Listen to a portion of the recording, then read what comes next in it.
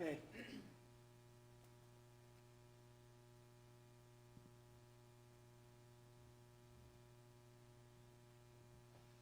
Hello, everyone. My name is Marcy Ozorowski, and we are live streaming today from the Christian Church of Connellsville, and it's located at 212 South Pittsburgh Street. And you might recognize us from the mural of Jesus with the children on the side of the building. We are meeting here today to discuss what's been on the hearts and minds of many community members during this winter's frigid weather. What's happening with the homeless in Connellsville, and what can I do to help? To address some of our questions, we have convened a panel today who have served in the trenches daily and are in constant contact with those in need. They include Reverend Keith Almond. He's the pastor here at the Christian Church of Connellsville. Reverend Jamie Bryant. He's a lead behavioral health therapist and chaplain at Penn Highlands Hospital in Connellsville.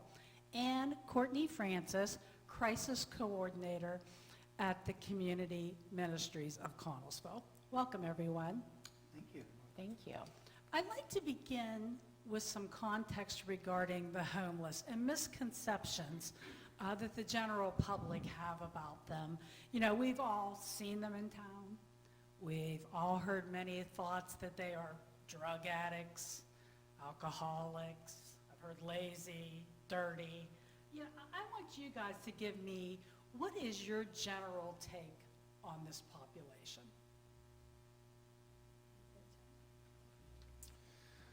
Hi. Thank you for asking me to be a part of this. My general take would most come from my brief experience as chaplain at the hospital. I've only been there since May, and I've only been in Connellsville almost 5 years. So when I first got here, the issue rather, if I can call it an issue rather than a problem, is much more visible than I think folks from outside of this area are seeing. When I got to the hospital, the first impression was that is the bulk of the population that I tend to deal with on a specific unit.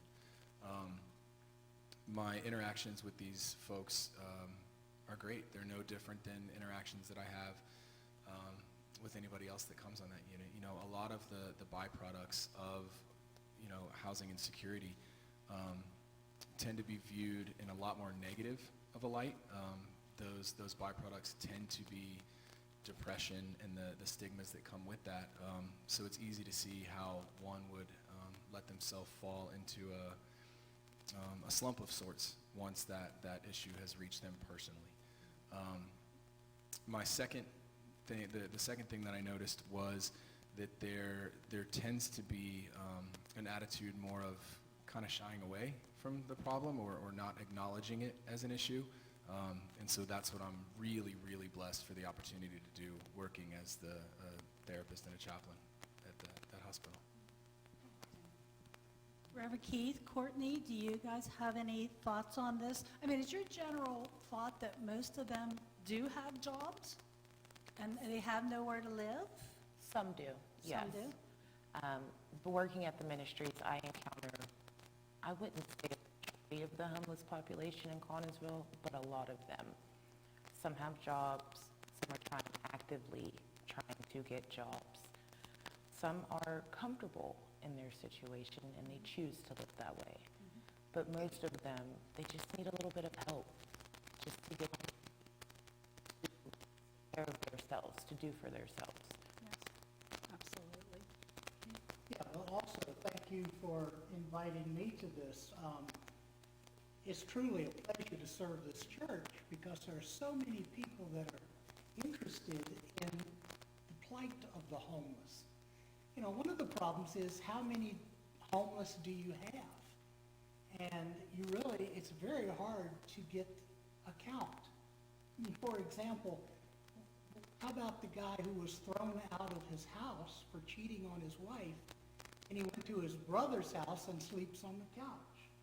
Is he a homeless person? Well, Technically, yes, but how do you count him? So it's really tough. We have a Monday lunch ministry that we do. This being a downtown located church, basically we just open the doors and it's free lunch. Anybody that wants to come between 11:30 and 1 o'clock on Monday. And we get lots of folks. Not all of them are homeless. But I've had some interesting conversations with some of the ones who are homeless. They've told me that they live under the bridge. They didn't tell me which one, though I suspect it's probably under all of them. I was once asked by one if we could help them get a tent so they could do that. And I asked, most recently, a couple of weeks ago, I asked two of them, well, how are they making it through all of this cold? Because it was horrendous and deadly. And the two told me that they went down to the train station and stayed as long as they could in the section where the passengers can be warm. They actually heat up that section with a blower. And that's how they do it. Very creative. But it's a community that you can't quite put your hands on, actually, but which, as Courtney said very accurately, they just need people to help. So how would you say then, Keith, that the church is addressing homelessness, along with doing our community lunch? Mhm. How else do you say that we are supporting their needs? Well, we do sort of the easy thing to do that a lot of churches do besides the lunch, and that is that we give money to organizations such as community ministries, and we've got something coming up real soon. Thank you. And that helps because that money is used to help all kinds of ministry needs. Yes. We also have folks in the church who participates where they work with people that are also homeless. Marcy, for example, is one of those evil ladies that sends out bills, and this is for the hospital, but she also organizes all kinds of things that help those people in need. And I would like to see some other ministries that this church can sponsor, but that will be for the future. Absolutely. And Jamie, can you briefly describe your role in the behavioral health unit for me as a chaplain, how you engage individuals who are experiencing homelessness at the hospital? Sure. I often get asked if my tattoos have stood in the way professionally. And with where I'm at now, I would say that they are a key of sorts. Icebreaker? Yes, definitely. I've heard it said that a man respects another man when he sees enough of himself in him. And a lot of the population that I deal with up there, they are riddled with tattoos, just as much, if not more, than I am. We have a lot of folks up there who, we said the needs and stuff like that. I would categorize one of their biggest needs as love. Love, compassion, understanding, sometimes just an ear, a shoulder sometimes. So I myself and the rest of my team, we try to be that ear. We listen without judging. We try to be ears to hear and eyes to see. And what we hear is, just like Reverend Almond said, it's a pretty creative population, if you will. There is a term that is very common on our unit, and that term is abandonmenium. What an abandonmenium is a property that is owned, maybe semi-maintained, maybe not, yet bedrooms are spoken for.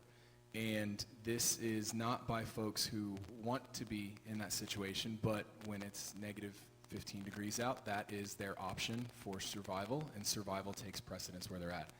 A few of the ways that the hospital as a whole, not just the behavioral health unit, has come together, we when it started getting cold, as you know, we started to have folks that would stop by in the lobby or maybe try to check themselves into the ER with something that was not an emergent condition.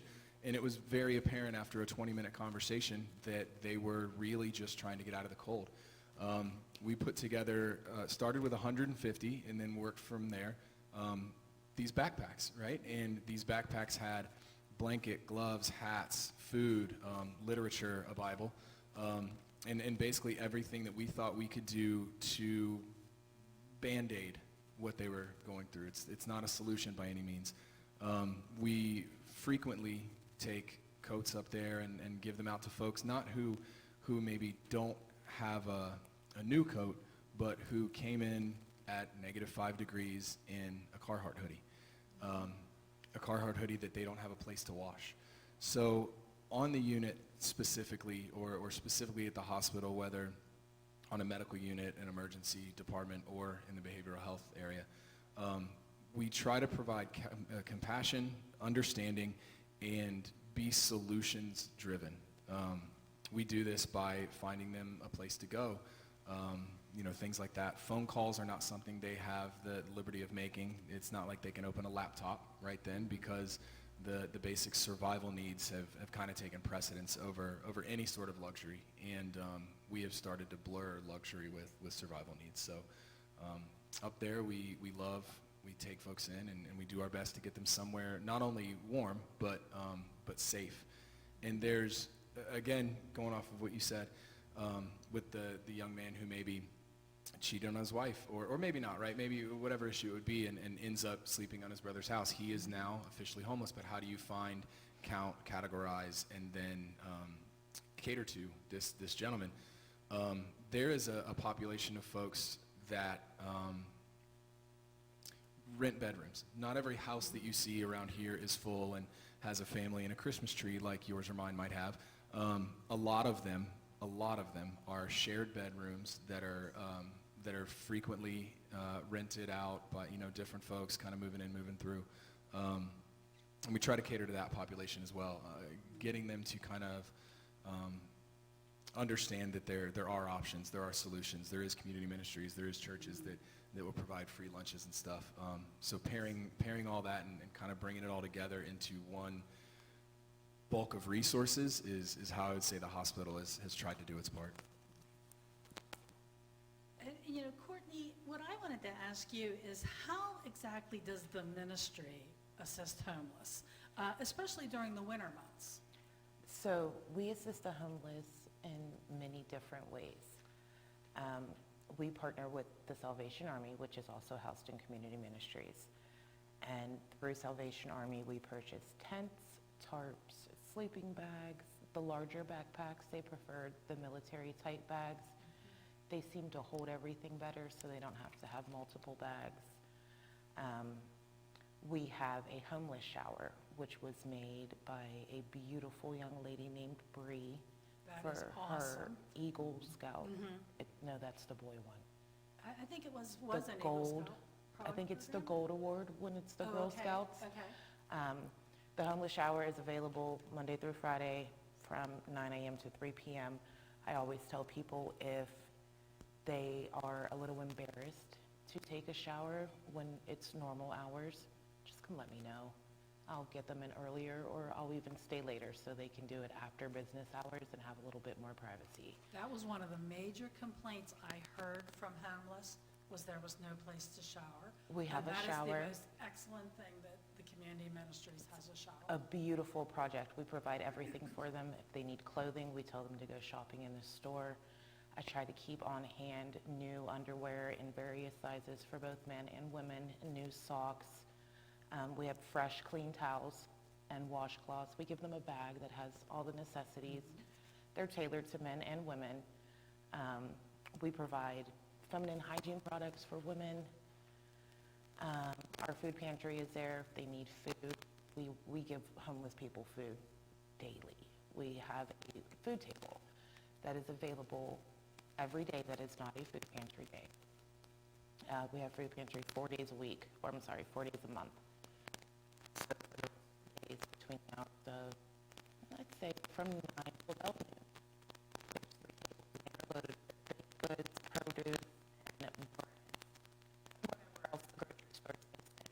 what's coming because it comes from the grocery stores daily. There's already prepared meals that they can eat. We keep a stash of pop-top cans, things that they need because they don't have a stove or have a microwave to heat things up. Most homeless people do not walk around with a can opener to open up a can. Exactly. So Pop-top lids, pop-top everybody. lids are best for Yes. homeless. Yes. We provide them warmth throughout the day. I have about a population of about 6 fellows hang out with me all day. I was going to ask you, what do you say to those who out here in the general public say, there's not a homeless problem in Connellsville? Come spend a day with me at Community Ministries. Yes. Is it possible to just pass the microphone? Yes. Because hers is going out. Oh, I'm sorry. That's okay. It's just static. Thank you, guys. Okay, so like I said, I loved your reaction, everyone. It was all had a giggle. Yes, come spend a day with me at Community Ministries, and you'll see some of our homeless population. And I just recently saw, there was a couple of articles, one was in the Trib, one was in the Herald, about the Department of Health and Human Services went around, because they have to do this, to say how many homeless people are Yes. in the area, and just in one night, now mind you, this was like the coldest night of the year, they saw 25 people just walking around the streets in Westmoreland County. And they were like, that's just so low, because it's not counting the people who are sleeping in their cars and sleeping, as Jamie said, in houses, or abandoned houses for that matter. I mean, people who are sleeping in a room are lucky compared to those who are in an abandoned house. And I want to mention this thing from that Mary, Sandy sent me. And if anyone's not aware of what Mary does, she works for the City Mission, Livingstones, and she sent me some information that I thought was really, really interesting. From November to December of this year, they served 177 men, homeless men, 75 women, 20 children. Their oldest person they had living at the shelter was 78, and the youngest was 5 months old. It goes through all age groups, economic backgrounds, And the other thing I just want to say about this city mission, which is our want and need to have a mission and a shelter here in Connellsville, is how beautiful it is. If anyone has not seen it, there's a YouTube program about their shelter in Uniontown. It is absolutely gorgeous. I highly recommend you watch it. And Courtney, what are the challenges you think of connecting homeless with resources? Thank you. Some of them just don't know where to go. They don't know how to get there. With there not being a mission in Connellsville and it being in Uniontown, some of them don't have transportation to get into Uniontown. And that's where we come into play at the ministries also. We will provide them bus tokens to get to City Missions. City Missions also has they have a shuttle service that if you need to go to one of their shelters and there's no other transportation, somebody will come get you. It's fairly new. So that's a beautiful service also. It's difficult because some are embarrassed to ask for help. They don't want people to know that they're in the situation that they're in. And like I said previously, some of them are comfortable living the way that they're living. They're fine with it, and I always say to people, I cannot help you if you're not willing to help yourself. I will do everything I can for you, but you have to do it for yourself also.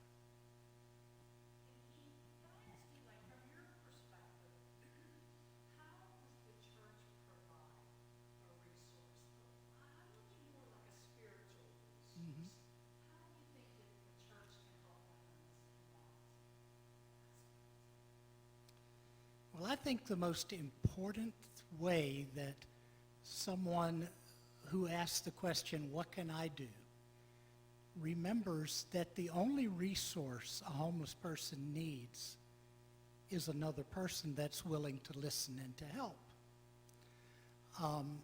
We had someone come in this church. He walked right into my office, and he told me a story of what had happened to him. He had ridden down from Montreal, Canada, down to here. He rode with a friend of his, and then at the end of the journey, his friend mugged him and robbed him and threw him on the side of the road. So he found himself at the library across the street. He came over here and needed to get back to his home, Montreal. He had a brother who had a ticket for him, but obviously he couldn't get it down here. So we just started asking questions, and kudos to the church secretary here who actually did the legwork. We found out that there is a nonstop bus, the fax bus, that goes from the airport here to the international airport in Pittsburgh.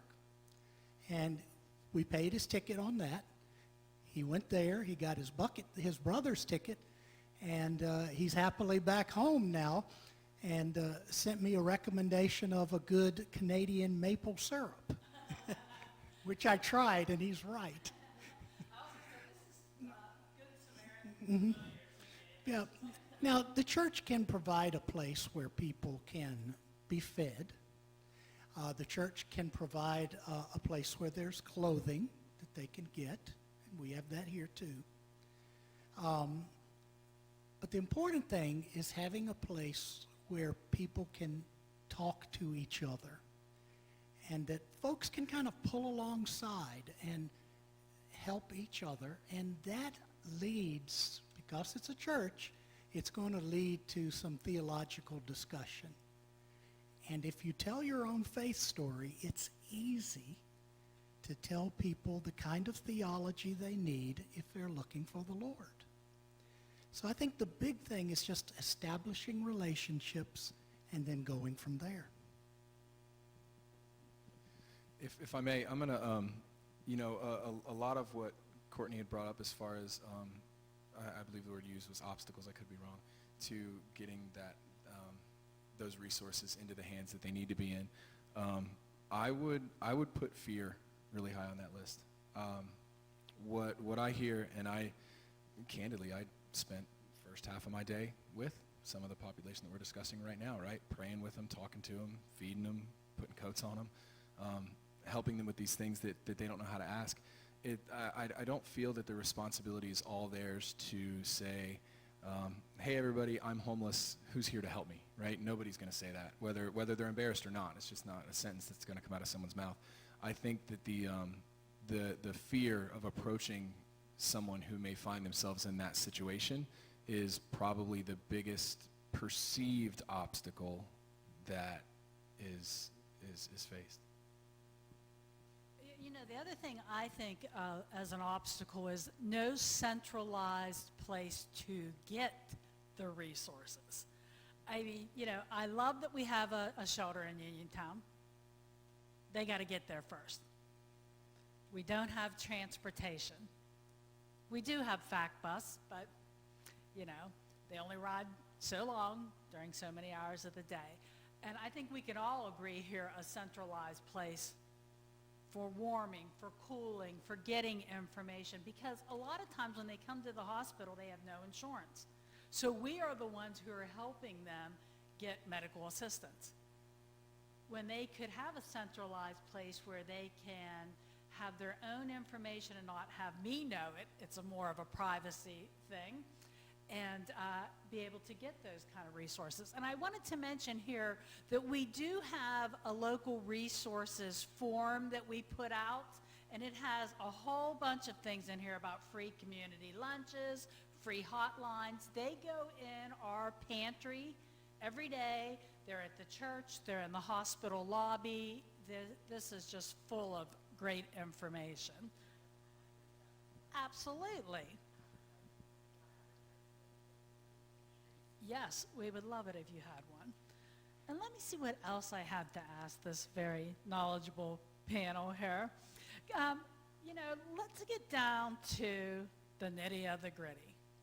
People want to know, how can I collaborate? How can I assist?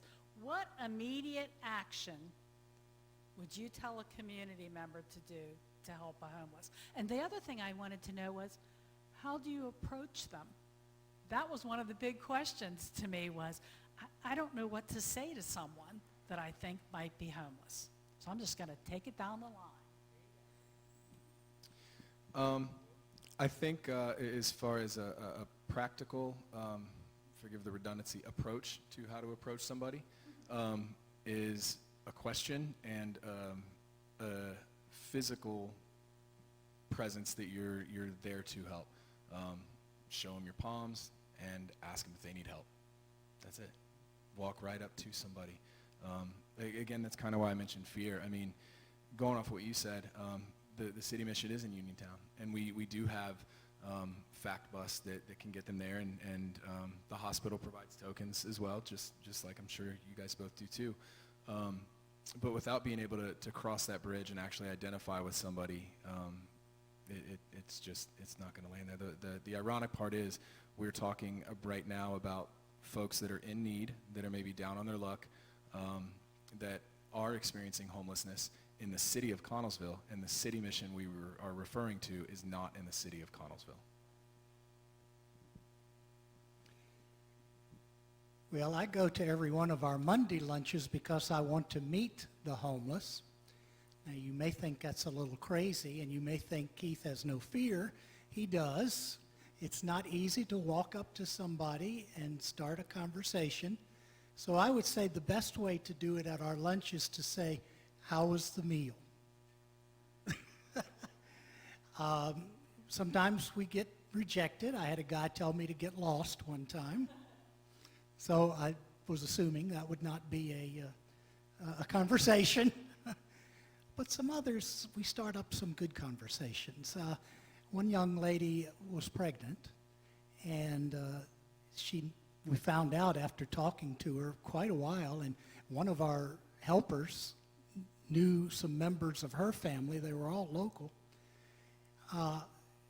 We found out what she needed. We were able to take her to Walmart and get some stuff, and it all just started with a question, how was the meal? How are you doing? That's it. I think I have a disadvantage to your question because in my position, I usually don't have to approach people. They approach me.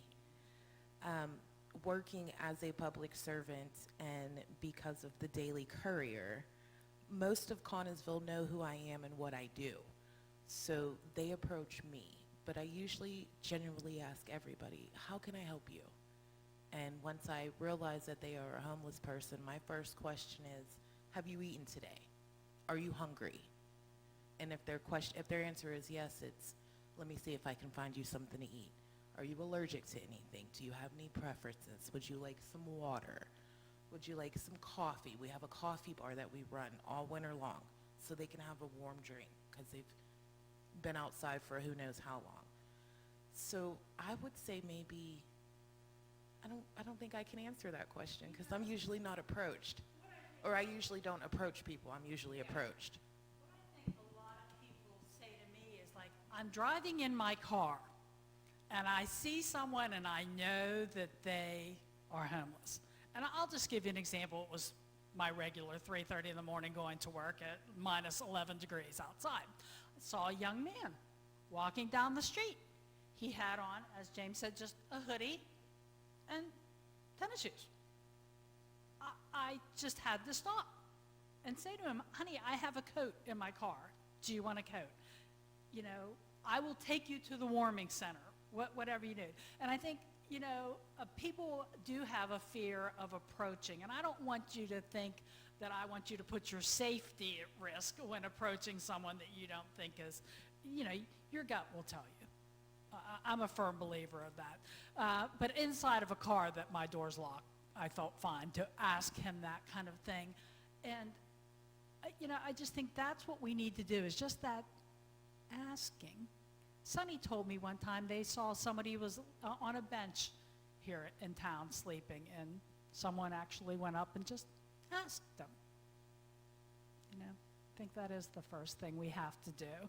And what do they really like that you give them, that you provide them? Jamie mentioned a few things that we did in backpacks.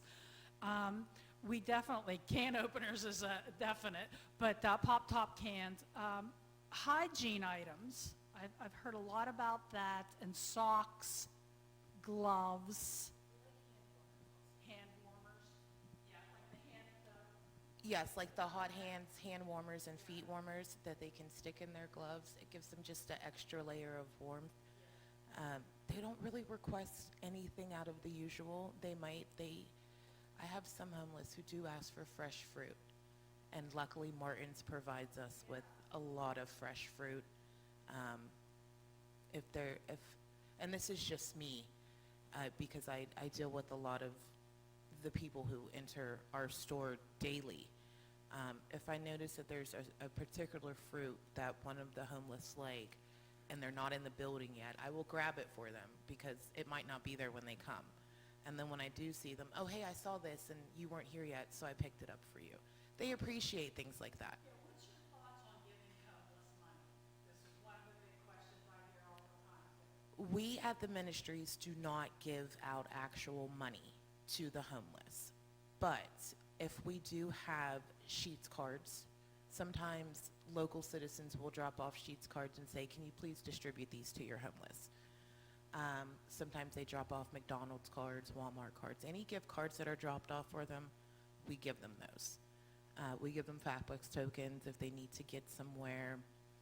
We feed them if they're hungry, but we never give out money because we don't know where it's going. And we don't want to add to an already existing problem. We want to help, not hinder. And that's something that people want to know. Yes.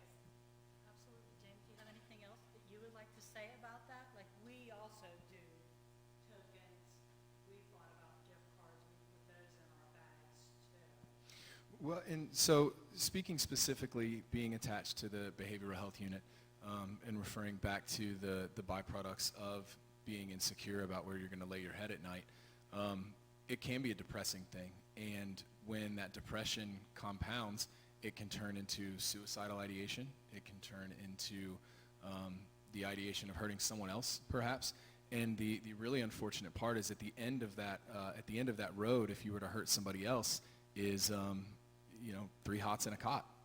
What we try to do at that hospital is provide that 3 hots and a cot without having to cross that threshold of something that would typically scare somebody else.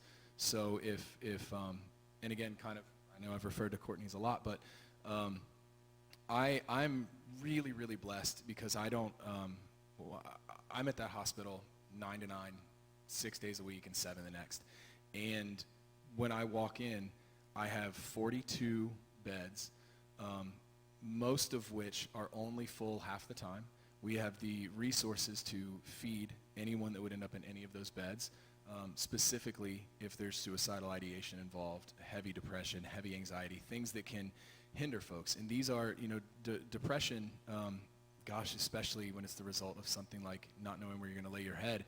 It's not a sin that, and I don't want to speak for the big man here, it's not a sin that God looks to punish. It's a sickness that God can heal. And we're there to provide that. My very first question to everybody is kind of open-ended like yours. Do you have a Bible translation you prefer? The answer is always no, they don't have one they prefer, but yes, they would love one.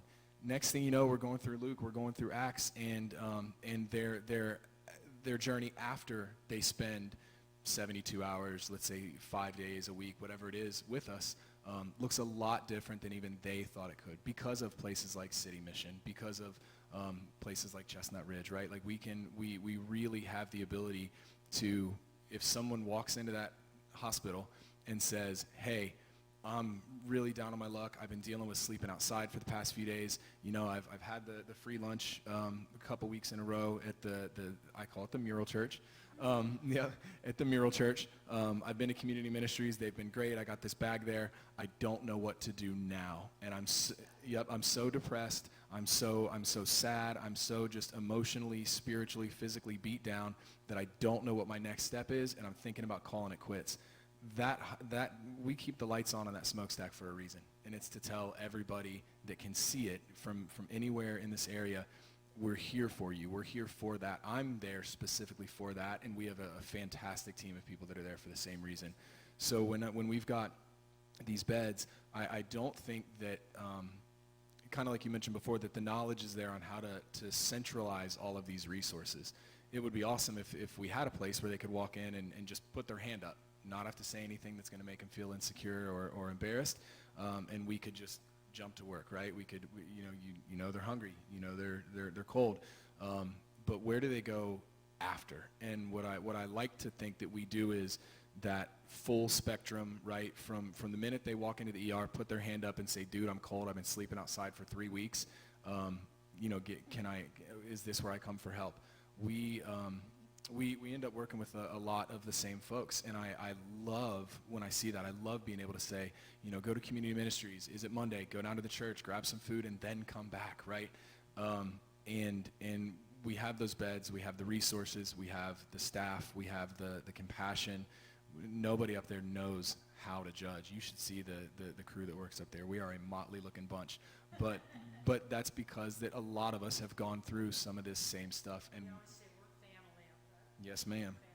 And a lot of us, if not us, our parents or our siblings, they've gone through a lot of these same struggles. So I don't have to do the approach as much. I certainly wouldn't recommend that anyone drive through Connellsville waving dollar bills out their window. But at the same time, I wouldn't see that as a solution. I would see that as an arbitrary measure where someone would feel good and say, "Oh, I gave money to somebody today." Well, so what? What we need is coats. What we need is time. What we need is pop-top canned goods. What we need is a conversation with somebody to say, "Hey, there are resources here, and you don't have to feel any kind of way about needing them, because if you may need them next month, but the person that needs those resources this month is probably the person that's going to reach out and provide them 6 months from now." Thank you, Jamie. I just want to sum up what the panel has said. The homeless need our attention. They need our kindness. They definitely don't want to have a free ride. I've also heard that. They want help. They want a hand up, not a handout. And, what I want to ask, my final question to the panel is, what do you envision for the future? What is your wish? You could wish anything in this community to help the homeless, to help those in need. What would be your wish?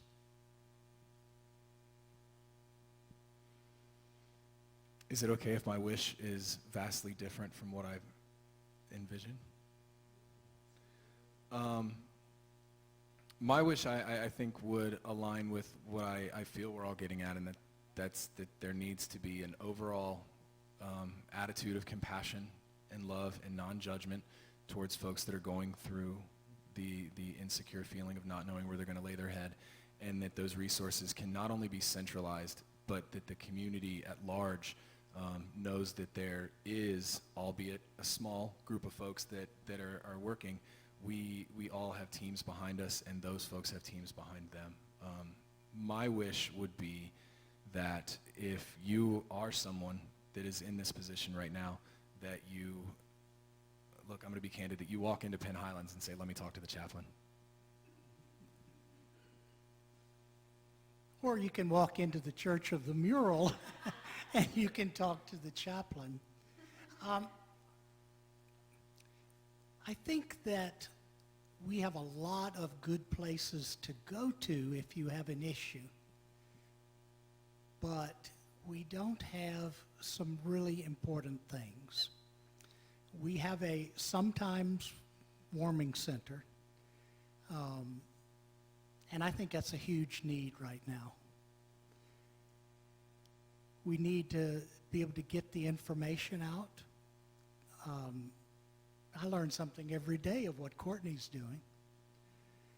And I think if I had to really wish, I would wish that people would catch a vision for those who are the least, the last, and the lost here in this little slice of God's kingdom, Connellsville. I also know somebody who may work at a place where you can get some help. My wish is that Connellsville needs a mission. It needs to happen. I wish that the higher-ups would recognize that there is a problem, and that as long as we keep turning a blind eye, it's not going to get solved. And if we all come together collectively as a group from various churches and organizations, that it is possible to have a safe, warm space for people until they can get on their feet.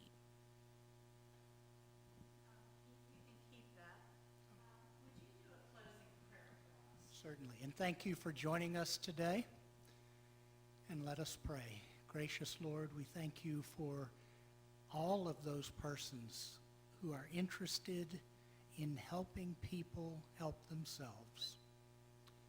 We pray that you grant us the vision and the strength and the knowledge and energy to be able to do exactly that, to gain a vision and in Christ's name reach out to others. Amen. Well, I want to thank all of my panel today for participating in this program, and I hope it was informational to all who are watching, and I also hope it becomes your call to action to help those in need. Thank you.